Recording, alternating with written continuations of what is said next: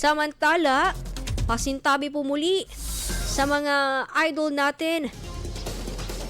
Aaksyonan ng lokal na pamahalaan ng Dagupan City ang umaapaw na umanong septic tank ng isang daycare center sa lungsod. Ani ng guro sa nasabing daycare center, puno na umano ang nasabing septic tank kaya umaapaw na ang dumi kapag na-flash sa kanilang inidoro na nagdudulot ng di kaaya-ayang amoy. Ininspeksyon at pinuntahan ito ng alkalde ng lungsod upang tignan ang maaring aksyon sa nasabing septic tank.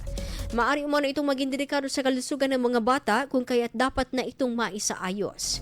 Tiniyak naman ito na mayroon ng pondo para sa pagsasaayos ng septic tank at hindi dapat nakalagay sa loob ng daycare center. IFM News. IFM News. IFM News.